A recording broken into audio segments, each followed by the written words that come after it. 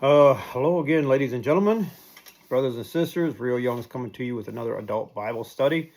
Hopefully you've been following along with me, and you know that today we are starting a new unit, the book of Daniel. We're going to start off with Daniel chapter 1. All right. April 19th, 2026. The book of Daniel. Get your paper, your pencil, your Bibles. Be ready to follow along with me and the rest of us that are doing the study here. The book of Daniel. And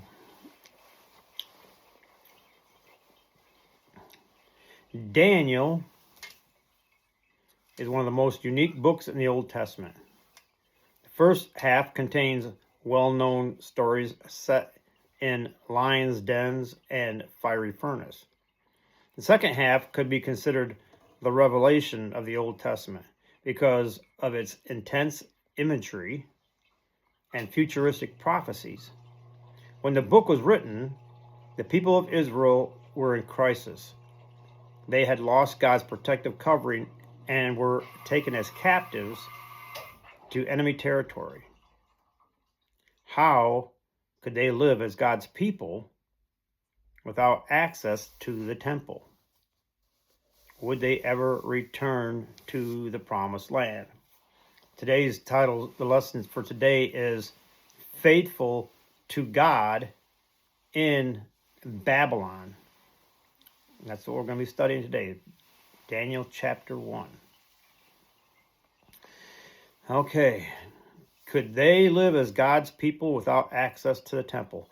Can you and do you live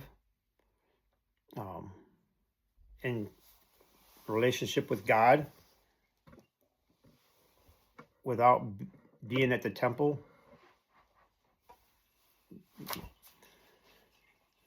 We are the temple of the Holy Spirit. And the question is, would they ever return to the promised land? We know the answer to that is yes. And they should have known that, because between Daniel and Jeremiah and I think Ezekiel, but the prophets told them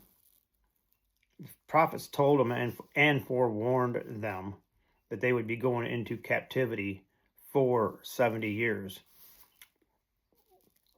For that person, that's a long time.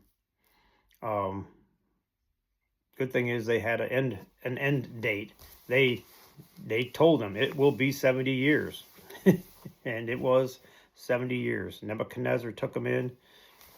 King Cyrus, King Darius. Today, let's get started with Daniel chapter 1. Faithful to God in Babylon. Today, we're going to begin our study on Daniel, and one of the most unique books in the Bible. You're going to have Shadrach, Meshach, and Abednego. And the book opens up with Daniel and his friends and many, many others that aren't mentioned here that are taken into captivity, into Babylon, into Nebuchadnezzar's kingdom. They were the fortunate ones not to be murdered, slaughtered. These young men, again, were fortunate enough to be taken to Nebuchadnezzar's palace, into his kingdom, and they were brought in, and basically, as we read through here, they were basically brought into a 3-year college degree to learn everything about the kingdom that they were going into. These guys right here, God blessed them.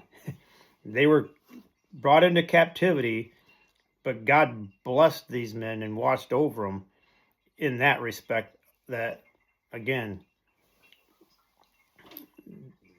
they were well taken care of. And as we'll see throughout the book of Daniel, these 4 men, Daniel, Shadrach, Meshach, and Abednego, these 4 men were raised to high elevation in the kingdom and status of political power.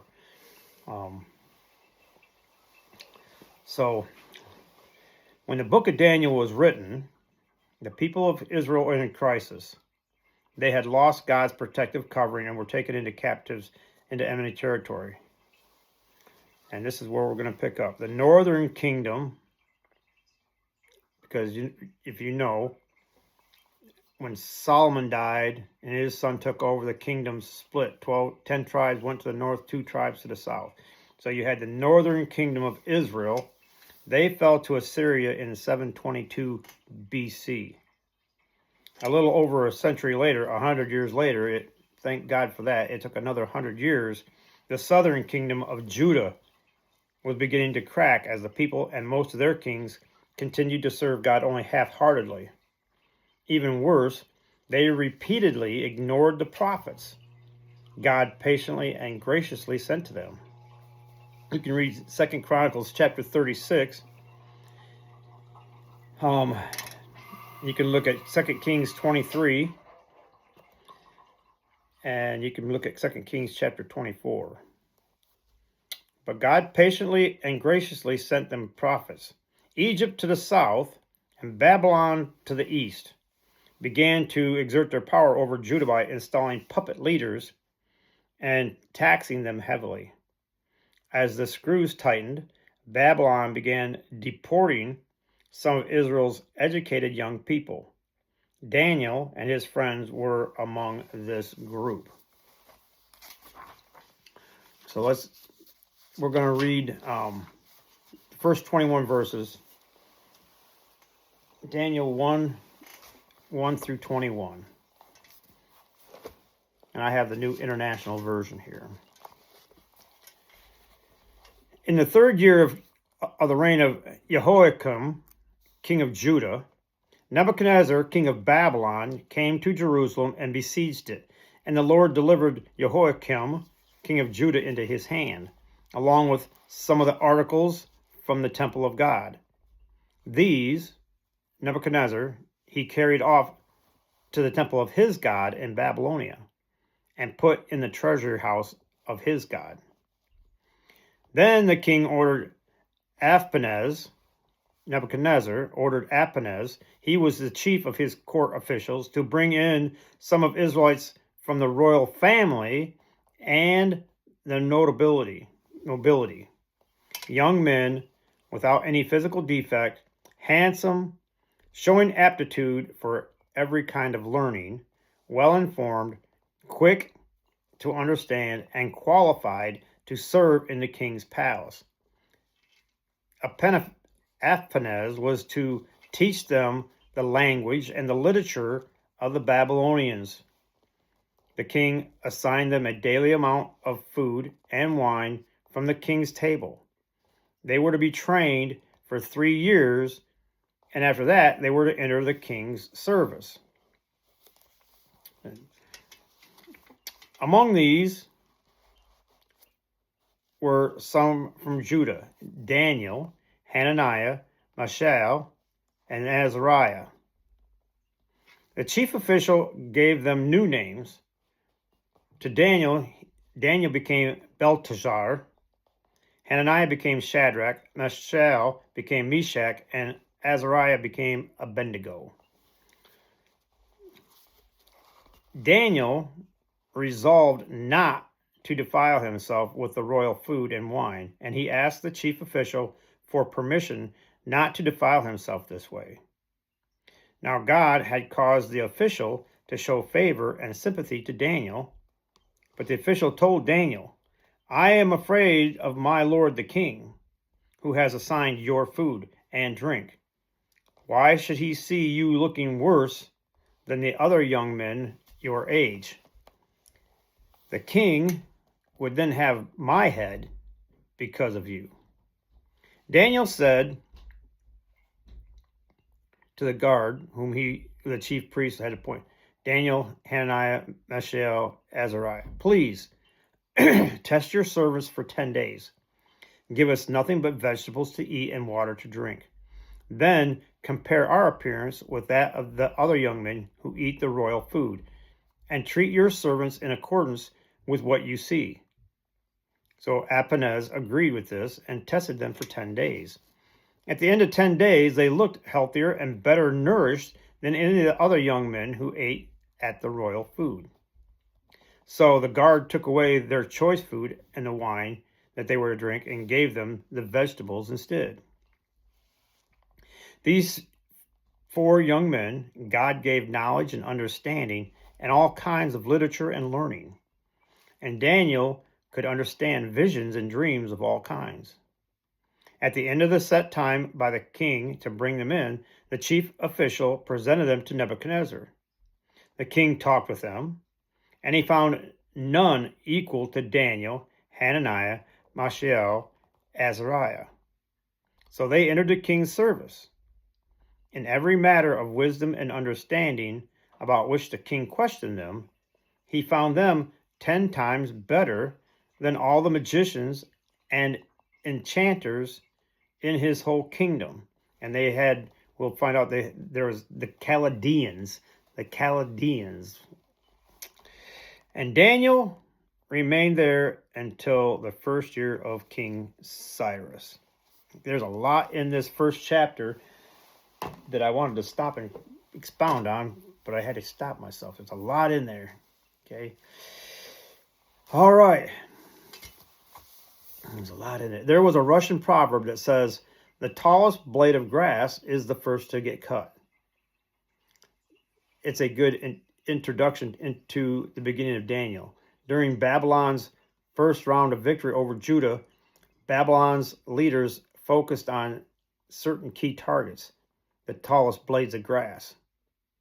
They defeated the most powerful person, the king, stole the treasures from the most sacred place, the temple, and captured the brightest and best young people, including Daniel.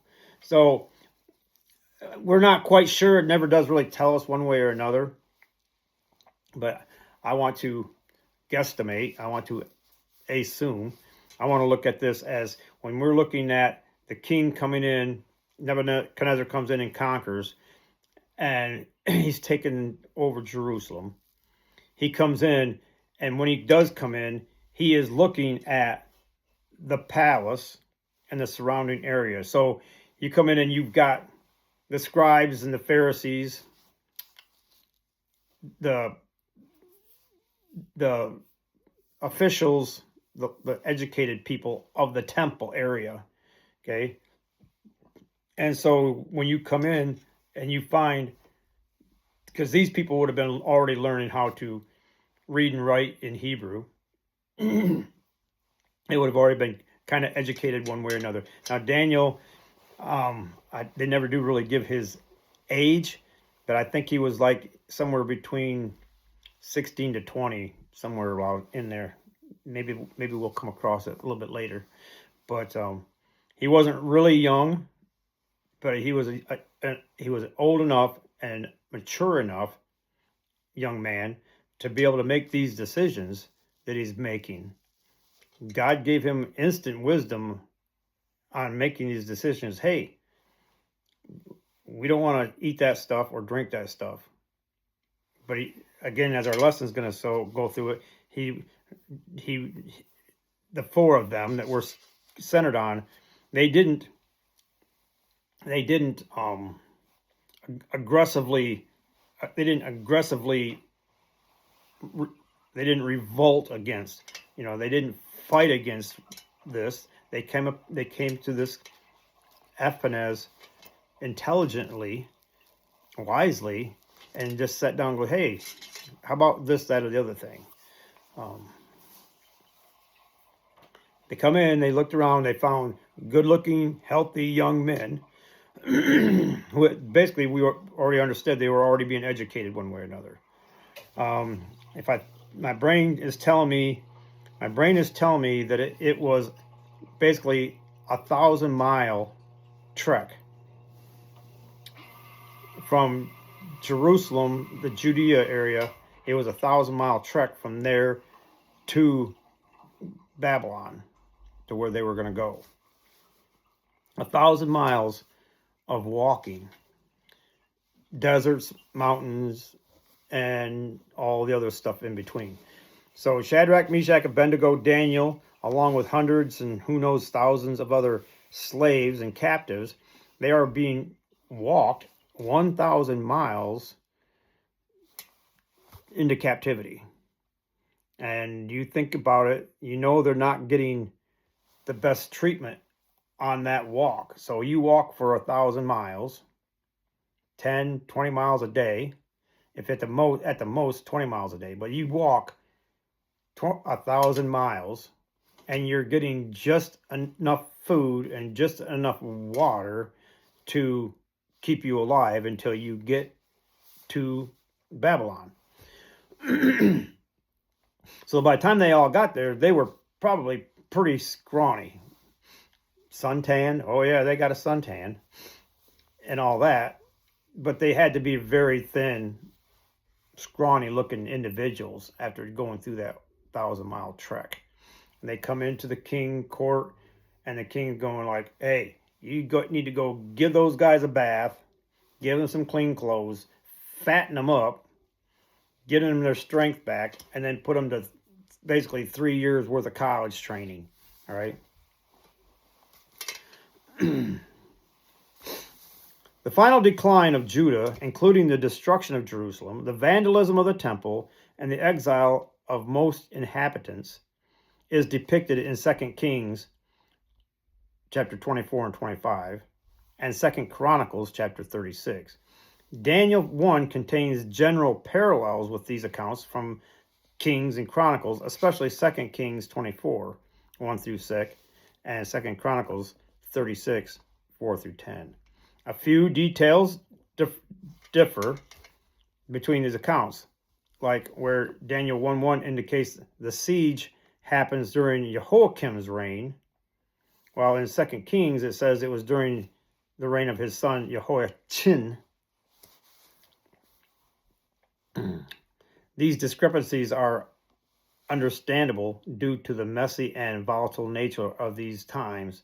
For example, both Jehoiakim and Jehoiachin could have been king at the same time, though one was in prison. The father was imprisoned, and then they were thinking, kind of contemplating. Could have been his dad was put in prison, and then he was set as a potent, you're going to set you here as a king. Together, these accounts show that the fall of Jerusalem probably happened in 3 stages: 605, 597, and 587 BC. The book of Daniel appears to include details about the first wave of exiles from Judah. Who were these exiles? Think of a high school prom king or a celebrity who seems to have won the genetic lottery. Some people have good looks, some have brains, and some have it all. These were the ones who were chosen from Judah's population to be taken to Babylon. They had social status. They were young, healthy, good-looking, and strong. They were intelligent and charismatic because they were the cream of the crop. They received a country club version of Babylonian captivity, eating and drinking the best Babylon had to offer while receiving the equivalent of an Ivy League degree. This training was extensive. It took 3 years to prepare them to enter the royal service. And while they were there in this royalty, their kinsmen were slaves and workers out somewhere else, working as slaves. These exiles must have found their new lifestyle disorienting. They were being pampered and lavished upon by the same people who had overthrown their nation, defiled their temple of their God, and stolen them from their homes. They also had to wrestle with the idea that God had not only allowed this, but perhaps even intended it. Well, we read in our Bibles that God was telling them, because of your sin and your idolatry, God, the prophets prophesied this is going to happen. He warned them over and over and over and over and over and over and over again that this was going to happen. And they just would not turn from their idolatry. Sudden change brings opportunities to deepen our faith in God. When we know that God is with us, we can endure even the most difficult circumstances. Verses 6 through 7. When parents find out that they have a baby on the way, one of the first things to do is start discussing what the baby's name will be. Names matter because they become a huge part of our identity. Imagine how it would feel if someone started calling you by a different name without your permission. This is an indignity that enslaved and marginalized people have suffered throughout history, including during the Babylonian captivity. And we're going to see this and find out what the deal is. Daniel 1:6. We are finally introduced to the protagonist of the first half of the book. All four men were from the tribe of Judah, which was the name of the Israelite southern kingdom. If, as verse 3 hints, these four were part of the upper class or even royalty, then it is possible they knew each other while growing up in Judah. Like we're guessing. Again, like I was saying, I think that they were all together. They were all together in the temple area. However, Israel had it arranged to be teaching their whatever school system they had going on at that time. These four, along with many, many others, were in the process of being taught the Jewish law and other things along that. They were all. I'm going to assume that they were all together and they all knew each other. The author of Daniel specifies both their original names, Daniel, Hananiah, Mishael, and Azariah, and their new names, Belteshazzar, Shadrach, Meshach, Abednego. These new names were assigned by the Babylonian overseer Aspenaz. It is worth noting that Aspenaz is called the chief of staff in the New Living Translation, but the prince of the eunuchs in the King James Version. The Hebrew word saris, S-A-R-I-S, can be translated as official or eunuch. If Aspenaz was indeed the overseer of the palace eunuchs, then it is possible that Daniel and the other men from Judah might have been forced to become eunuchs as well before entering the king's service. And that's something that you and I, growing up in the church and reading these stories over and over and over again and over, that's something that never even crossed my mind until this lesson right here. It never even crossed my mind. But unfortunately, it makes sense. It does make sense. It was a common practice back in them days that when you're bringing young men into your court, into your palace and into your court, you wanted those young men to be paying attention to their business, not flirting with the ladies.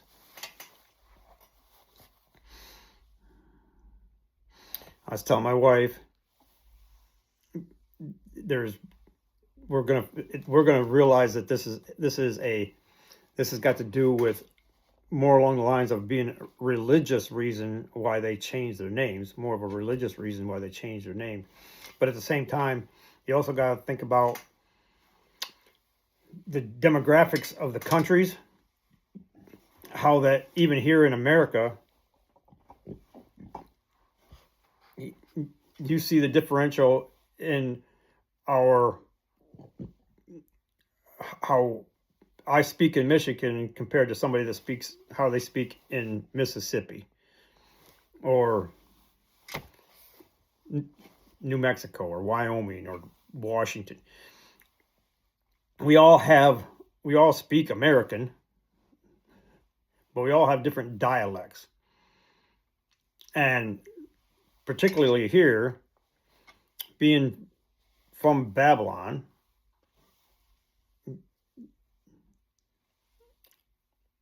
their speech, their language, they may have had a hard time saying the word Daniel.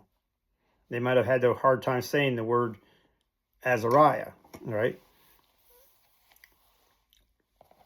But many biblical names, this is here the reason. Many biblical names contain the syllables. Many biblical names contain the syllables El, right? Like Daniel, Joel, Elisha, and the AH, Azariah, Jeremiah, Obadiah. That's because these are the words for God. God, El. Yahweh is the YAH. This means that these young men from Hebrew names praised the God of Israel. Daniel means God is my judge. Hananiah, Yahweh has been gracious. Mishael, who is what God is, or no one is like God. And Azariah, his name meant Yahweh has helped. So you've got a name that is proclaiming your God, Yahweh, Elohim, Yahweh, okay? El, you have a name that is proclaiming your God. You're taken into a Gentile heathen nation that serves, who knows, Baal or whoever, whatever. They serve whatever. If I'm the king, if I am your captor, if I'm your master and ruler, I do not want to be saying your name. I do not want to be saying the name of the God of my slave. And that's one of the reasons they changed them. Okay. Sadly, their names of praise were taken away, replaced with Babylonian names. Scholars debate the exact meanings of Belteshazzar, Shadrach, Meshach, and Abednego, but there is no doubt that they reflected Babylonian culture or religion and were not simply translations of their Hebrew names. Shadrach, Meshach, and Abednego could not control what their captors called them, but as the story will show, they found other ways to maintain their identity as children of the one true God. As God's people today, we also must choose where our loyalties lie and resist the temptation to conform to the evil culture around us. And when I read this section, when I was reading this thing, the first thing that came to mind was Kunta Kinte. What was the name of that? What was the name of that big series that came out back in the 80s? Kunta Kinte. Your name is Joe. And that man took a beating after beating after beating after beating to maintain his African name of Kunta Kinte.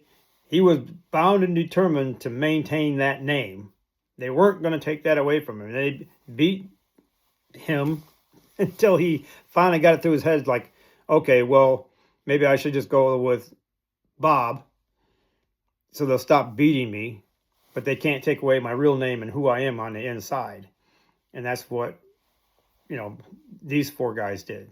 You're going to change my name, but you're not going to change my identity. But that was the first thing that came to my head. Kunta Kinte. No, your name is Joe, or whatever they named him. I don't remember. It's been a long time ago. Verses 8 through 14. Daniel's new life circumstances meant that he could no longer follow many of the rules or rhymes of the Torah, like offering sacrifices or observing festivals, but he still found a way to live out Israel's mandate to be holy, uniquely set apart for God. Daniel decided not to defile himself by eating the food and drinking the wine available at the palace. In Leviticus 11, describes what animals were considered clean or unclean, determining which ones Israel was allowed to eat. But Daniel and other Jewish captives seem to have taken steps beyond the rules of the law. They also refused wine and wanted to eat only Zorah, Zeroa, a Hebrew word which refers to plants grown from seeds, like vegetables and grains. It's really funny they didn't talk about fruits. Fruits and vegetables, maybe? Most Israelites, except for those who had taken certain vows, like the Nazarites, they weren't permitted from drinking wine. They were allowed to eat many kinds of meat as well. There are a few reasons Daniel's group may have placed additional restrictions on themselves. And this is Babylonians commonly ate a wide variety of meat, including pigs and horses. It's possible that Israelites would not have been able to tell what meats they were consuming. So, better safe than sorry. I don't want to contaminate myself, so I'm just going to refuse all meat. The meat and wine may have been used in idol worship before or with the meal. Sharing a meal with someone implied friendship or even covenant agreement. So the Israelites wanted to make it clear that they were not in covenant relationship with the king. No matter the reason, the Israelites' firm decision to be set apart for God carried significant risks. Daniel approached this issue wisely. He did not complain or show defiance, but asked the overseer's permission. Obviously, respecting Daniel, the overseer responded with reservation. Ashpenaz's job was to help the young men in the king's court thrive. If he failed, he might have been killed himself, possibly along with the young men. This may seem harsh, but it is in line with Nebuchadnezzar's standards elsewhere. Daniel responded wisely, understanding the overseer's situation. He asked for a trial run to see if both parties were satisfied with the outcome. Daniel demonstrated great faith and commitment to God, the same God who had allowed foreigners to forcibly remove him from his homeland and seize control of his future. Daniel could have been angry and defiant, yet he chose to keep his faith and show empathy and understanding toward his captors.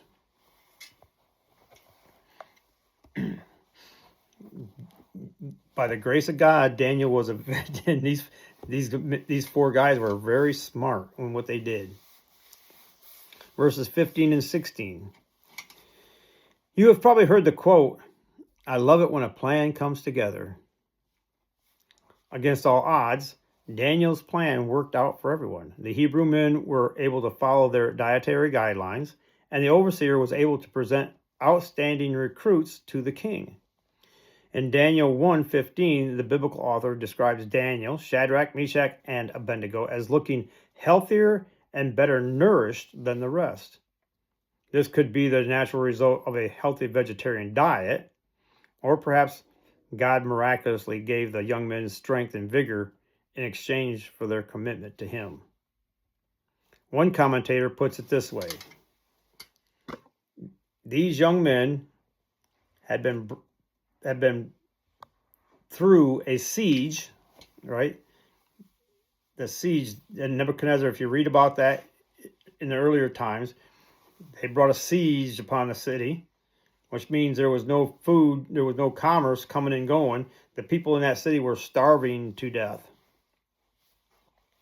The people in that city were starving to death. So they had been through this siege, okay? And then they had walked about 1,000 miles by road from Jerusalem to Babylon. They had undoubtedly lost weight.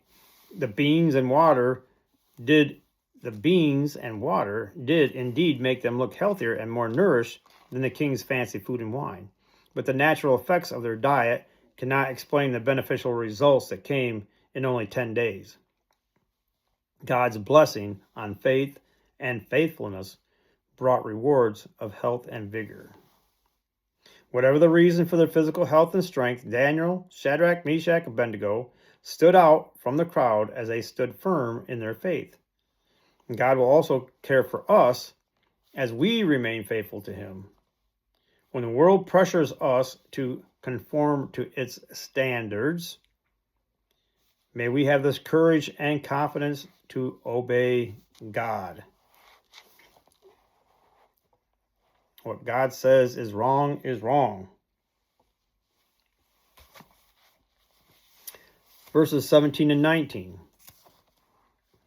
In his first letter, Paul wrote, God has given each of us a gift from his great variety of spiritual gifts. Use them well to serve one another. 1 Peter 4:10, among the many gifts God had given Daniel, Shadrach, Meshach, and Abednego,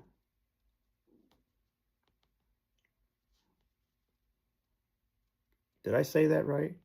In his first letter, the apostle Peter wrote. Did I say Paul the first time? Peter wrote it. God has given us each a gift. 1 Peter 4:10. Anyway, among the many gifts that God had given Daniel, Shadrach, Meshach, and Abednego, they had an unusual aptitude for understanding every aspect of literature and wisdom. Their gifts enabled them to serve well and rise to high positions. The Babylonians had a very well-formed library, all kinds of education, all kinds of scientific stuff. At the time that they were taken there, the Babylonians were top-notch in a lot of study, along with reading and writing and history, like I said, having libraries and all that type of stuff. Studying other languages, studying other cultures, just well-rounded. Nebuchadnezzar was, you think about Rome, but Rome had to have followed Nebuchadnezzar, because Nebuchadnezzar come in, he had his way for Babylon. But when he went and took over Israel, he was smart enough and wise enough to go, hey, I need to go get the smart people there and bring them in. We will learn from their culture. We will learn what they know, and we'll teach them what we know. And I will build a strong kingdom that way. And the Romans basically did the same thing. Roman would go conquer someplace, and then they would put a impromptu king or a ruler in charge, and then they'd go conquer someplace else, and they'd put somebody else in charge. But they ruled, but they also just like in Jerusalem, when Rome occupied Israel, we know that you had Pilate was running. Pilate was basically the Roman idea, but Herod was the king. So Rome let Israel basically kind of run itself, its Jewish traditions and everything, as long as they obeyed the Roman law. But again, Nebuchadnezzar was very wise in his, ideas of conquering and then educating people.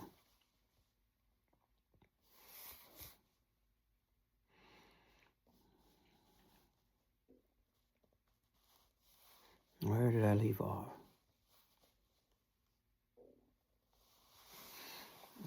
Oh, down here. Okay.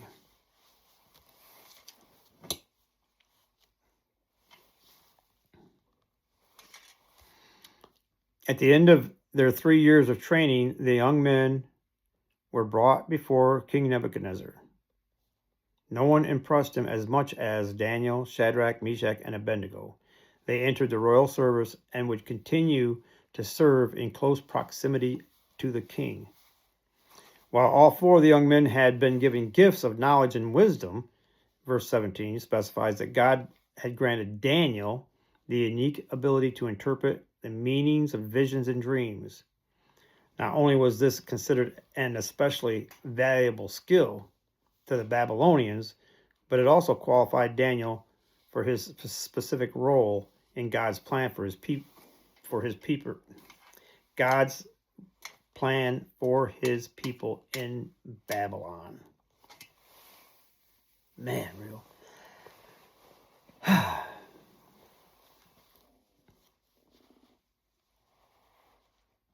These four men, and particularly Daniel, when you read the entire book of Daniel, these four men rose in position of authority throughout the kingdom.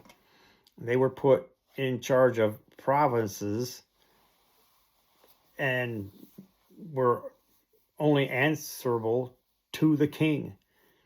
And again, as you read through the book of Daniel, you'll see that Daniel rose to be right up next to the king, kind of like Joseph was to the Pharaoh. Daniel became a very, very important man in Babylon, the Persian area. He was there for a long time. Verses 20 and 21. Paul's letters include a few lists of gifts the Holy Spirit gives to the church. Some seem to be more specific times and situations, like a message for special knowledge, 1 Corinthians 12:8. And some seem to be for ongoing ministry, like leadership, Romans 12:8. Daniel 1:20 shows that God gifted Daniel, Shadrach, Meshach, and Abednego not just to accomplish one task, but to exert ongoing influence in Babylon's royal court of advisors. Again, these guys were there for Nebuchadnezzar, Darius, and King Cyrus. They were there for three different kings. Daniel, Shadrach, Meshach, and Abednego continued to prove themselves whenever the king needed help in matters of wisdom and balanced judgment. And I don't even know why he bothered with the rest of the Chaldeans and the soothsayers and the other knuckleheads that he had brought in there.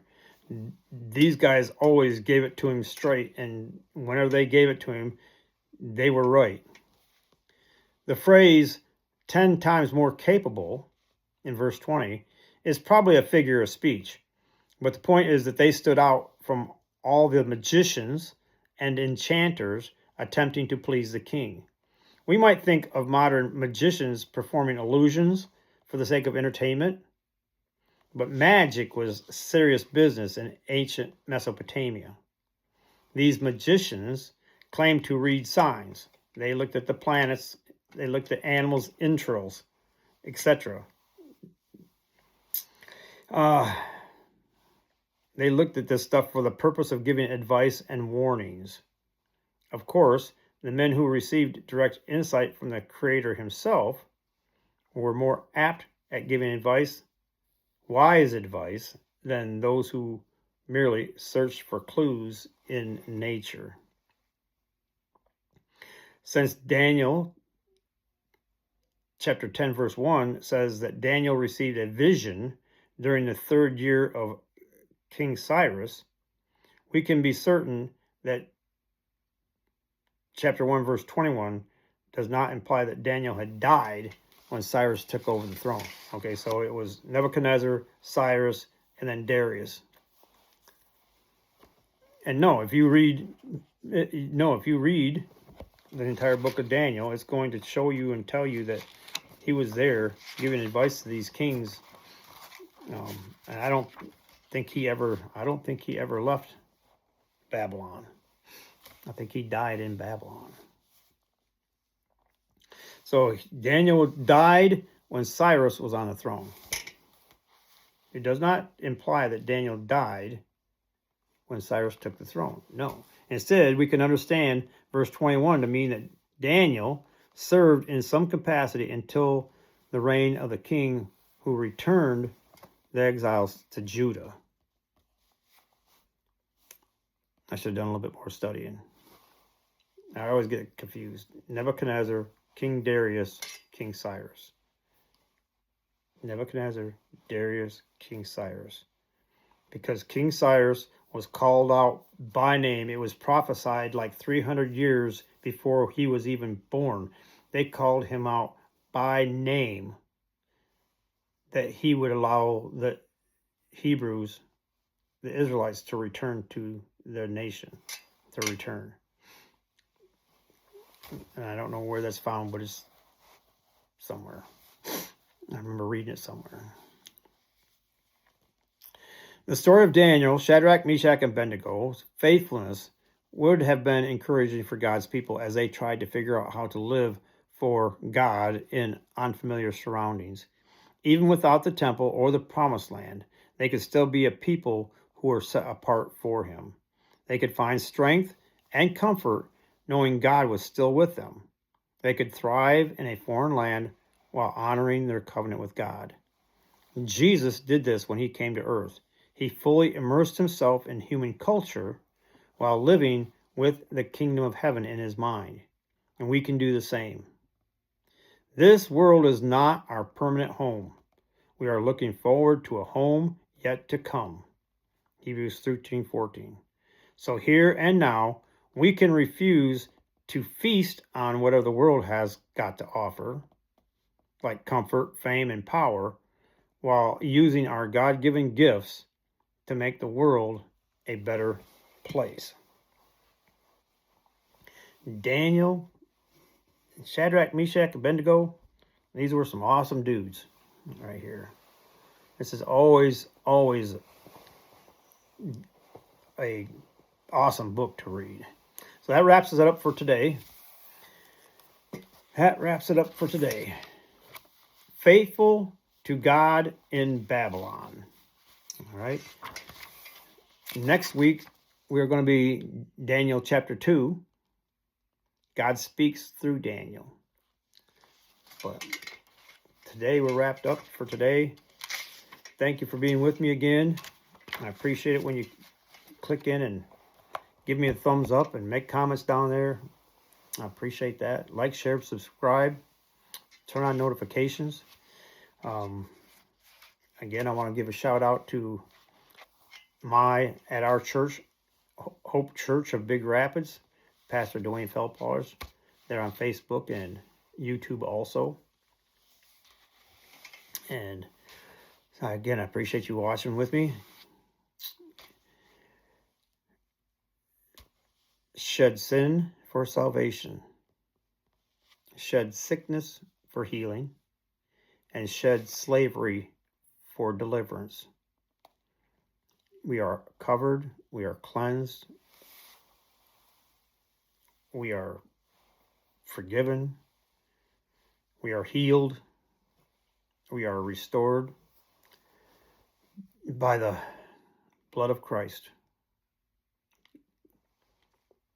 Christ shed his blood for us. And let's take advantage of that.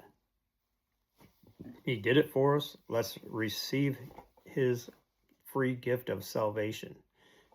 We receive his free gift of salvation, and the healing and deliverance are covered under the same blood and the same forgiveness.